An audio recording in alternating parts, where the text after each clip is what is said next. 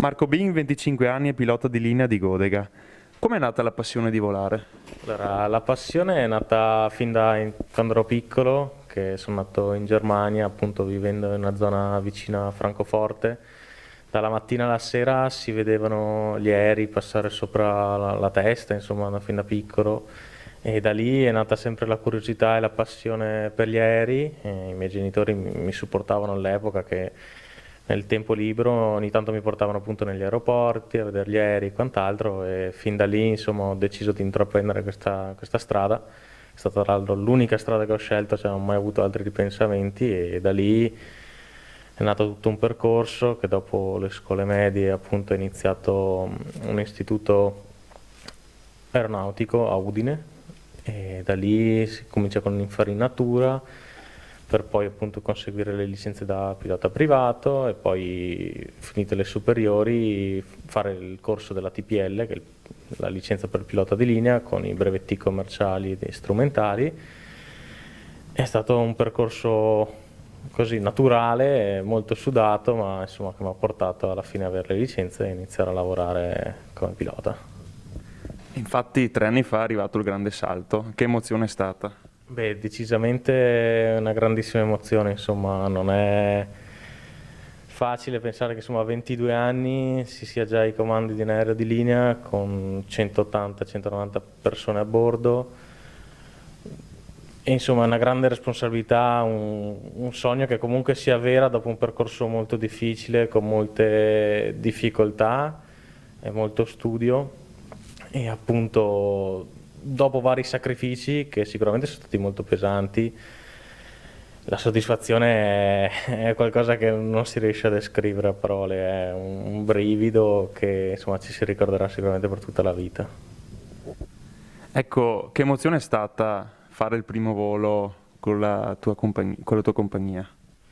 Beh, è un qualcosa di un brivido, insomma, diciamo che all'inizio magari neanche non ci se lo gode nel momento perché si è sopraffatti da tutto, dalla prima volta appunto su un aereo di linea a doversi ricordare come si fa ogni minima cosa, a seguire tutte le istruzioni, tutto il mondo, però a fine giornata, passato il primo giorno, ecco, là cominci a realizzare che dici, oh, ce l'ho fatta, insomma, so che non è da tutti.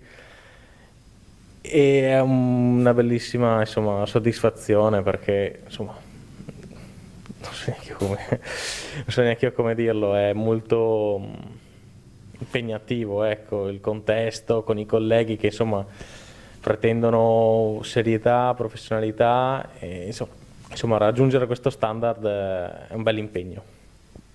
Anche perché mi verrebbe da dire la responsabilità è tanta e bisogna stare attenti a tantissime cose. Beh, sicuramente sì, insomma, di responsabilità ce n'è tantissima, sia da un punto di vista di passeggeri che dell'aereo, che insomma non costano poco, ma anche insomma da tutto quello che ci gira attorno, come potrebbero essere gli altri traffici, il traffico soprattutto quello civile sugli aerei, quelli piccoli, privati, e aeroporti molto grandi con 1000 vie di rullaggio, il fatto di sentire varie lingue, dall'inglese allo spagnolo in frequenza, al francese, quindi dover cercare di capire cosa succede attorno a te e soprattutto pianificare avanti all'aereo, insomma uno deve sempre sapere quello che sta succedendo e quello che starà per succedere e quindi appunto questa è una delle parti più difficili del nostro mestiere, insomma cercare di far sì che lo standard di sicurezza e che tutto quanto funzioni al meglio tutti i giorni, insomma non è facile.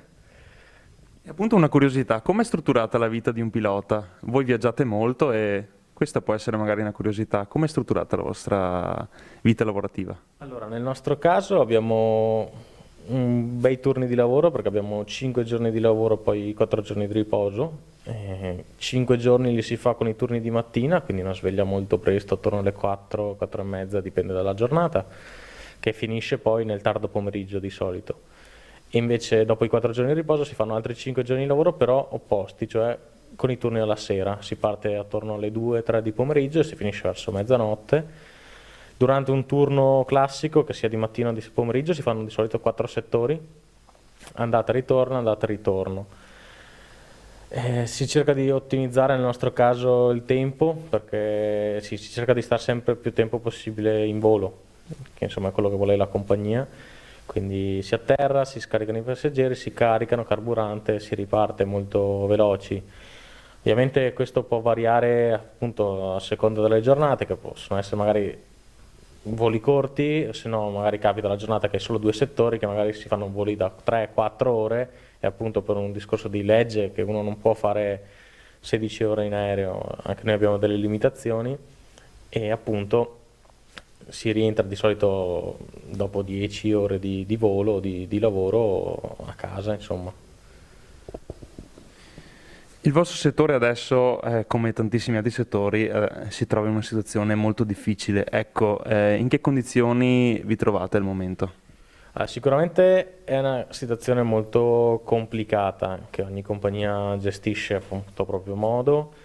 Noi nel primo lockdown, quello di marzo, lì siamo rimasti a terra, dato che insomma, non si poteva fare nulla come tutti quanti. In questo momento con le restrizioni sì, stiamo lavorando in una maniera molto più blanda rispetto alle operazioni classiche, dove si facevano molte ore di volo in un mese, quant'altro. Adesso si fanno i voli minimi, appunto per chi ha esigenze lavorative o quant'altro di spostarsi, sperando appunto di riprendere per l'estate una vita un po' più normale.